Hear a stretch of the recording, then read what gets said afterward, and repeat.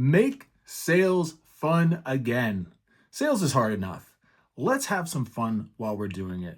All right, let's dive in. Today, we're going to cover all the proven ways that you can actually make your work in sales fun and enjoyable. It is hard. It is a challenge, which means it's all the more important if we want to have a healthy, long, productive career to find ways to enjoy it. Now, it's not just about feeling good, although that is important, but it's also about being productive. It has been proven, actually, Barbara Fredrickson has done great research called the broaden and build theory of positive emotion, that when you're in positive emotional states, you're more creative, you're accessing more parts of your brain, you're more logical, you're literally smarter and more intelligent, and therefore you're going to be more effective on sales conversations. So it makes sense that we want to increase our positive emotions and feelings, and having fun, man, I don't know of a better way to do that. I love to have fun. It is cornerstone of my life. The other thing is, life is short, okay? It's a cliche, but we have about 4,000 weeks in the Western world. That's about 76 years. Now, if you're like me and you're in your mid-30s or you're older, you've used about half that time. So if I'm going to show up 8-10 hours a day and do something, I want to enjoy it. I want to look back and say, yeah, I made a lot of money, but I also had a really good time. So let's talk about how you can be more effective in your sales by having more fun. First thing we're going to talk about, fun creating system, is play. Play is fundamental. Animals play. We all play. Taking play and applying it to your work actually is one of the best ways to enjoy it more, but actually be better at your work. Richard Feynman was a Nobel-winning physicist, one of the greatest physicists of all time. He used to refer to his work as serious play. Serious play. He said he would literally play with physics, and he explored questions for fun with curiosity rather than having to produce something and create something. So when you take that mentality of how can I be playful, curious, enjoy the process of sales and selling, and consulting, all that goes with it, versus I just have to get to an end result. I got to close a deal.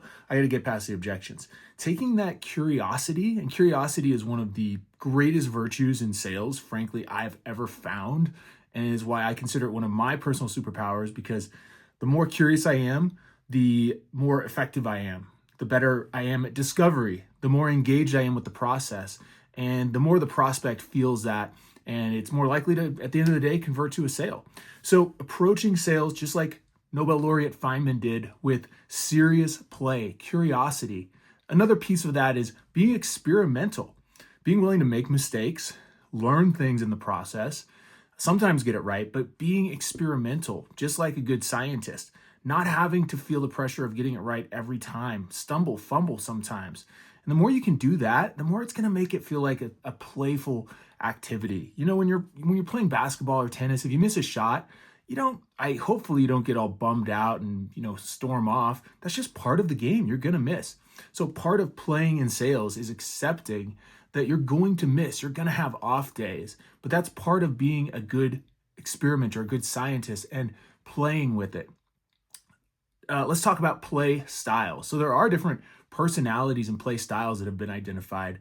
So one of the other things you can do to play more in your work is to identify your unique play personality. Stuart Brown, the godfather of play research. Yes, there's a real field of study, play research. It's awesome. Check it out. Stuart Brown and researchers identified 8 distinct play personalities. So let's go through them, try to figure out what yours is, and then we'll talk about how to apply it. So one is the Joker. This is where you're humorous, you're playful, you like humor, you like making others laugh, you like laughing yourself. I happen to be a joker. That's one of my play personalities, my play styles.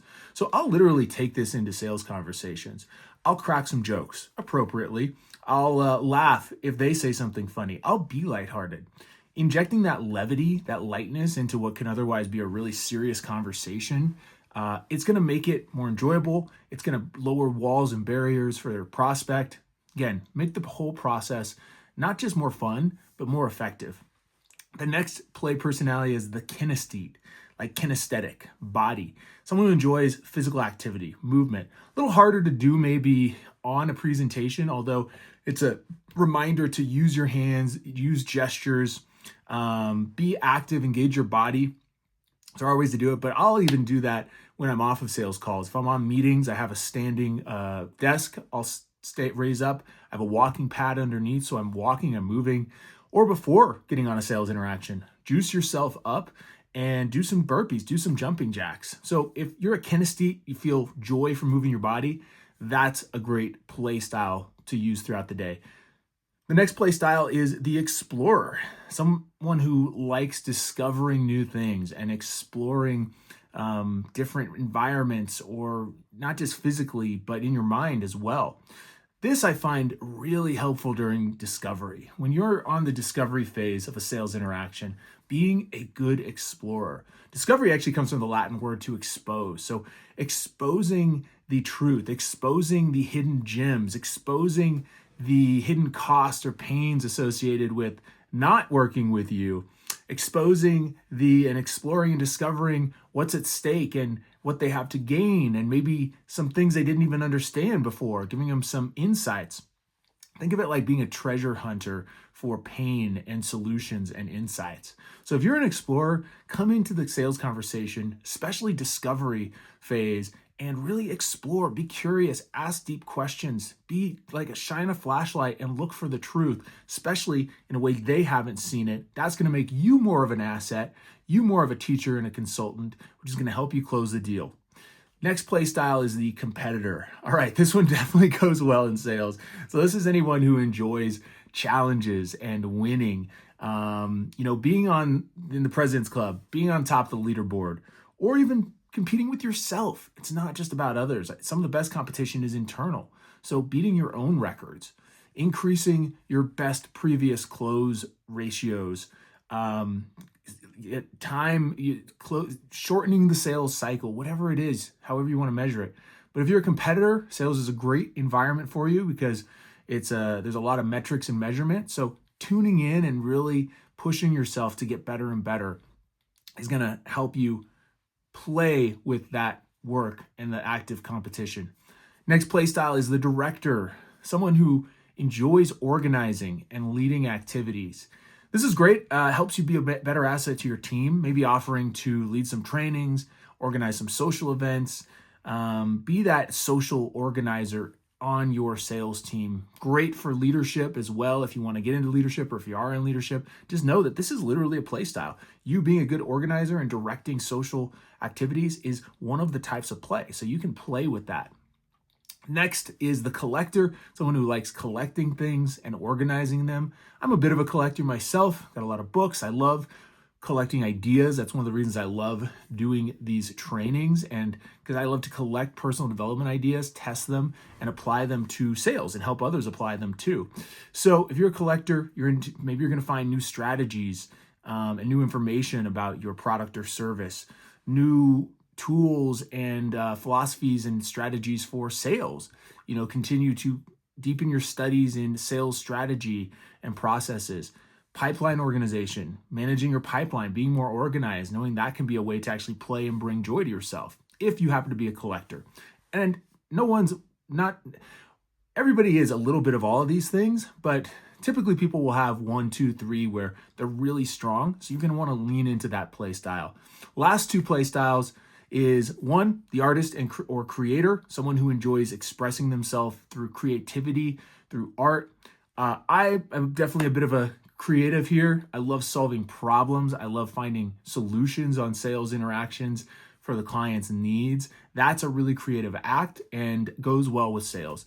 And the final type of play style is the storyteller, someone who loves sharing stories and engaging in imaginative play, painting vivid pictures. So you can share case studies, paint a really juicy, clear picture of the future results that your prospect's going to get by working with you, or what's going to happen if they keep going down the road of the same problem they have that brought you this conversation.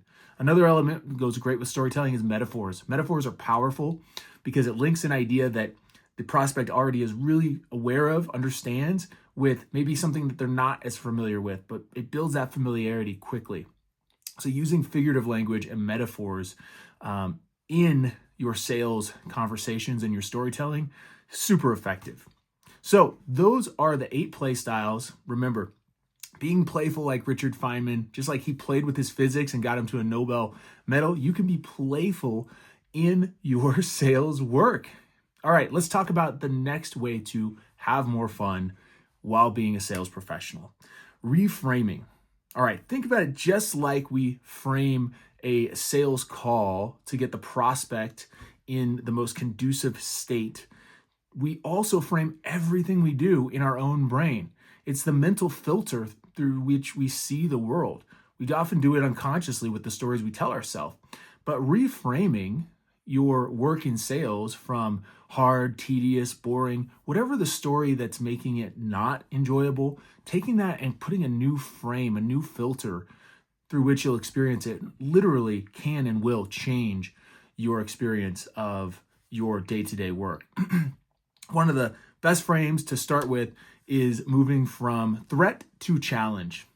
Carol Dweck did a lot of research on mindset, identified that successful, happy people tend to view things in their life as a challenge, something that can be engaged with, just like going out on a football field and you have obstacles, you have challenges, but it's fun. You want to be there. They view it as a challenge, whereas people that are less successful, people that are more stressed out, burned out, they view things as a threat, something that could hurt them, something that they have to deal with that they don't really want to. It's the same thing you're dealing with at the end of the day. It's just how you interpret it. Are you seeing your work in sales and closing deals as a threat? Oh no, what if I don't close this? What if I fall behind? What if I lose my mojo, have a bad week, have a bad day? Or are you viewing it as a challenge? Oh, cool. I get to go out there and help someone. I get to go solve some problems. Yeah, it's going to be hard. Yeah, I've got a lot of work to do, but I'm going to get better and I'm going to, let's stretch myself. Let's close more than I did last week. So reframing from threat to challenge. One of the best ways to also reframe along this line of making it less threatening, more of a fun challenge is applying gamification. Gamification is just the idea of game design, the things that make games fun, video games, board games, doesn't matter. Applying those principles to the rest of life, especially work. Yu-Kai Chow, great leader in the field of gamification, has a quote I love. He says, "Gamification is not about playing games. It's about igniting passion. It's about making tasks feel like victories and challenges like adventures." I love that. Making tasks feel like victories and challenges like adventures. So reframing that something is a threat to that it's a challenge, a little better there already, to, oh, it's an adventure. I get to go on this quest or adventure to overcome this challenge. Powerful, powerful. When you do this, sales becomes an adventure. Presentations become missions and side quests, just like you were playing a video game. You're not a sales rep, you're an explorer of opportunity, and your prospect is your ally. Hopefully they're your ally. But you see, we can look at it through this new filter of, instead of being just work that you got to get through to make money, it literally becomes an adventure, just like a game. So setting that intention at the beginning of the day, before each call, however it makes sense in your mind to think of it like an adventure, and you are the leader, the captain of the ship, the explorer going out on this new adventure, set that intention coming into the call. Start rebuilding your mental filter. And it takes some time to develop. It might feel a little odd at first, might feel goofy, but the more you do it, the more it will start to feel natural. And as the Buddha said, the mind takes the form of what it rests upon. So the more you let your mind rest upon this idea of adventure versus some boring, crappy work you got to get through, the more fun you're going to have. Another thing I like to ask when thinking about playing and having fun is, what would this look like if it were fun? So just think about it. Your sales conversations, however you do your sales, whether it's in person or over the phone or Zoom, what would this look like if it were fun? Like, just think about that for a second. Write it down. Pause if you want to. But what would this look like if it were actually fun? What would have to change? For me, when I started thinking about that, I realized I'd be more relaxed. I'd feel comfortable just as I am, not trying to put on any show. I'd use humor. Again, it's a big part of my play style, my personality. So I'd use a little more humor, be playful. Coaching. I love coaching. I'm an educator at heart. So applying more opportunity through the conversation to not just sell, but to coach, to guide this person and to be their leader on that conversation. And also storytellings and metaphor. Those things I find fun. So playing with that's what it looks like for me when I'm on a fun sales conversation. And I kid you not, when I started really thinking about that, what would this look like if it were fun? All of a sudden it started becoming fun because I started leaning into those things. Another question you can ask yourself is, what's your favorite part of the process and why? So what do you already love or enjoy somewhat about the sales process? And then how can you create more of that? I really like the process of linking the pain and the need for the solution in a concise way with what I'm selling. Currently, selling software, work with a great company selling AI software. So really helping businesses figure out what is the clear pain and the solution and how can we fit in that to bridge that gap, and doing that with few words in a concise way. I love using metaphors. I love working with purpose-based businesses. Anytime I talk and I'm working with a business that's really in a mission-driven, trying to serve the world, I get really jazzed up. So I'm always looking for more opportunities to do that. And I really get excited and already enjoy providing insights, giving ahas, looking for those hidden gems, those nuggets that maybe that business owner hasn't even considered yet. So what is it for you? What do you love about or like about the process, and how can you create more of it? The next really critical piece of having more fun in sales is create flow. Get into flow states. You probably heard about it. Mihai Csikszentmihalyi, famous Hungarian researcher, innovated the idea of flow. When you're absolutely absorbed in something, when you see someone, doing surfing a big wave, 100-foot wave, or in the zone, an athlete that's absolutely in the zone, that's a flow state. You're not thinking about anything else. You're not worried about what people think about you. You are locked on to the mission, to the goal. You are present. Time is passing. Minutes feel like seconds. Hours feel like minutes. That's flow. So we want to create flow because you're more effective, but it's also just feels really good. Flow states are addictive. So a couple steps proven to create more flow states that you can apply to sales. One, create clear goals. We want to have really clear goals. We have to have something to shoot for, a target to hit, or we're just shooting arrows off into the sky, and that's not very fun. So instead of saying I want to make more sales, maybe you say I want to close $25,000 in deals this week. I want to increase my closing ratio from 20% to 25% over the next 2 weeks. Whatever your clear goals are, write them down, be very specific, because measurable progress and being able to have quick feedback are critical for getting into flow. If you can't gauge your progress and success and quickly do that, then you're not going to be able to get into a flow state. So you want to have clear goals, quick feedback, measurable progress. Using your CRM for feedback, using your sales leadership for feedback, getting feedback, using yourself, self-reflection. I always like to think what went well on a call, what can I improve on immediately after. That's my 1 minute reflection prompt. And things like Gong or Read.ai. We have some great systems with AI that can analyze in real time your calls, your conversations, and give you feedback on how engaged with this person.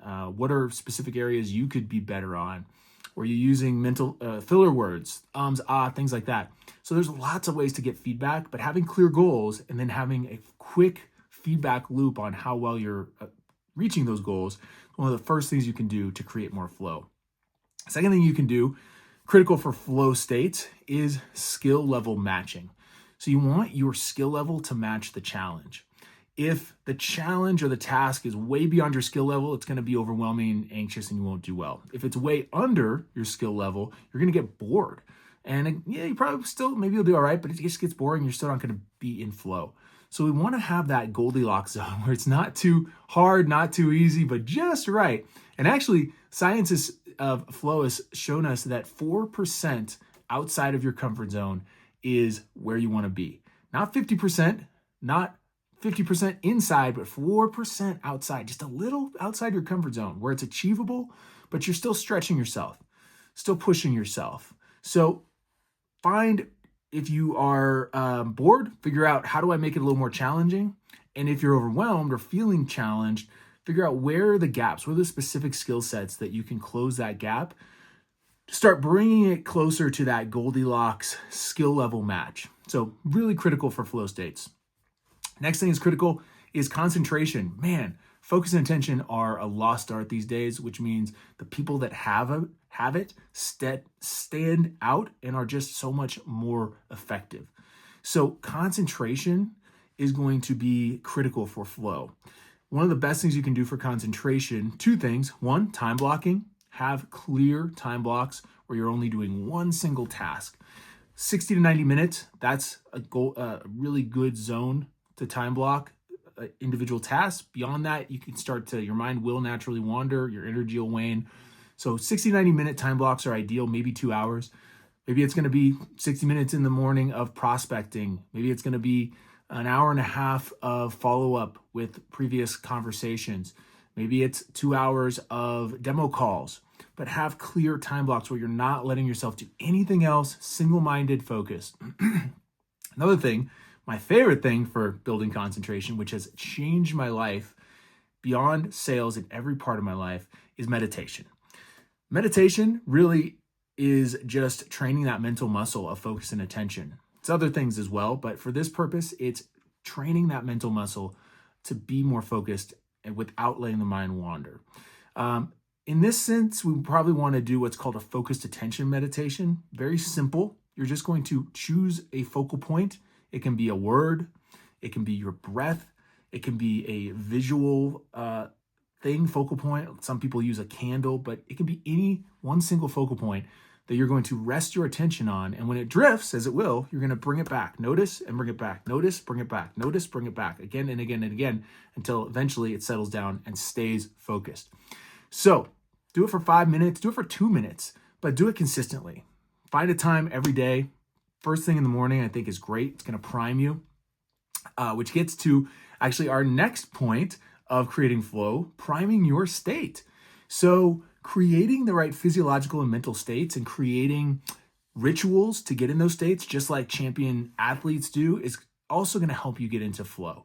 So it can be reflecting on your wins, reviewing objection notes or other notes, doing 10 burpees, a mantra, some breathing exercises, whatever. Try different things. Be experimental, but getting into the right state mentally and having a warm up. I like to do it 5 minutes in the morning, maybe midday as well, maybe end of day. But an intro process, again, just like a great athlete typically goes through the same steps before every game, having that be what you do before a call or before your first call. So priming your state and creating this system, creating a replicable system to create flow states.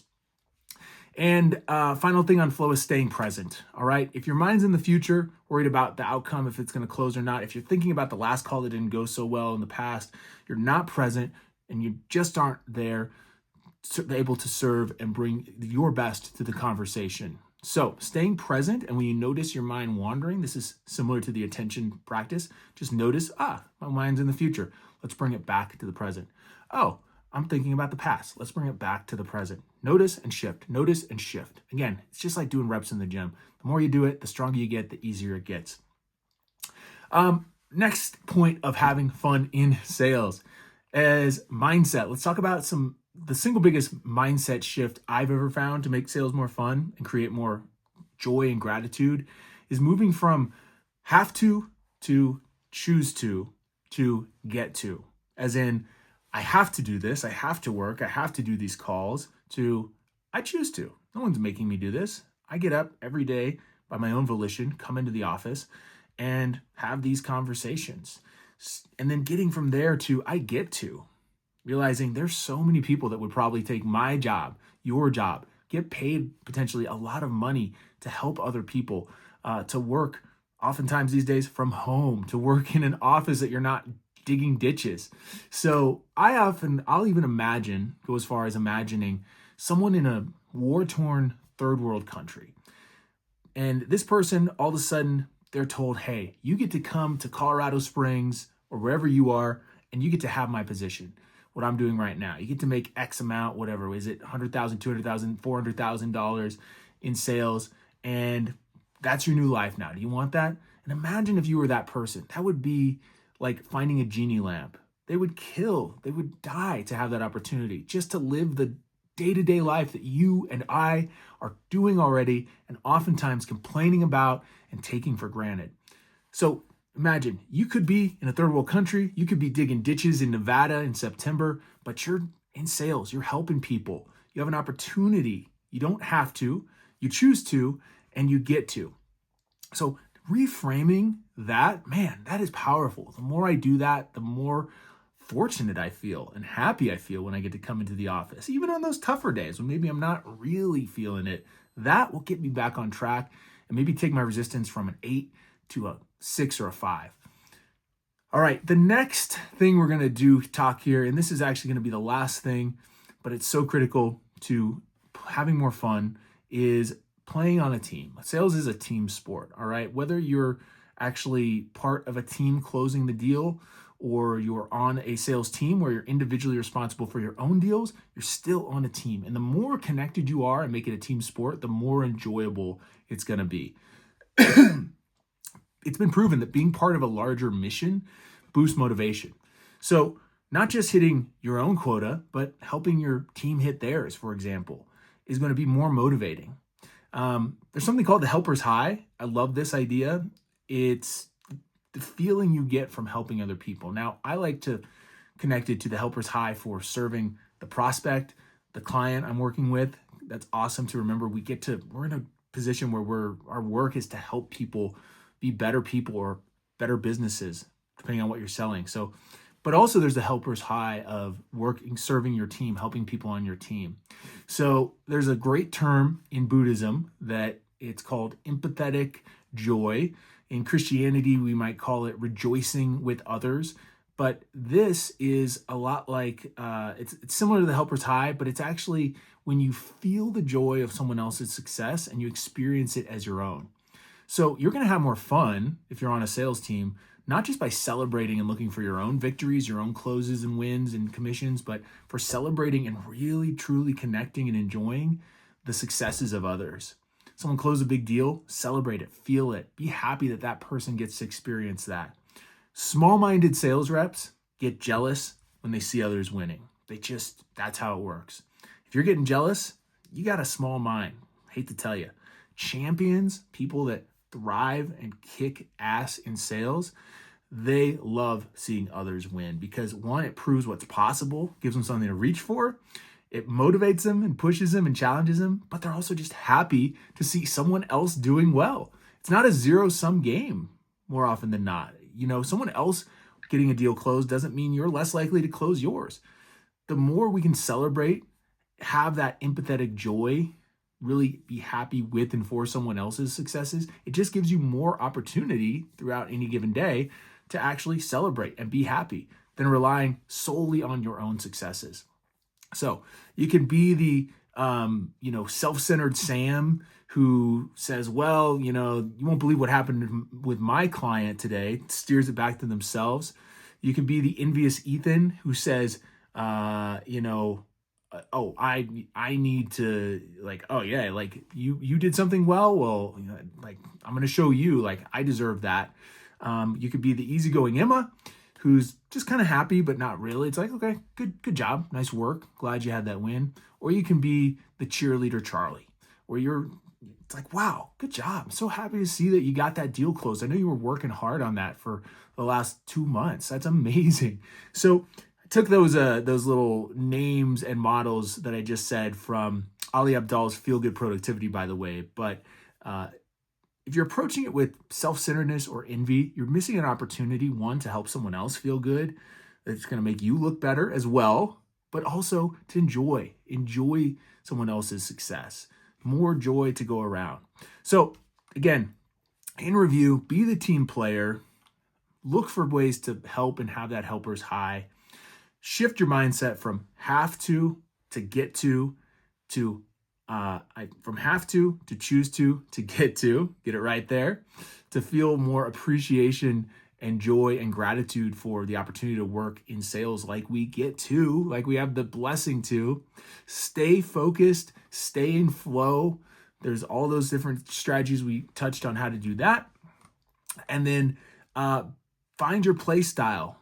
Figure out how can you actually play through the sales process. Figure out how to have more fun, just like Richard Feynman did, being curious and playful and experimental. All these ways are going to help you approach your sales journey, not just as work that has to be tolerated, gotten through, but as something that you can truly enjoy while you're helping others, while you're making a lot of money. All right, go play.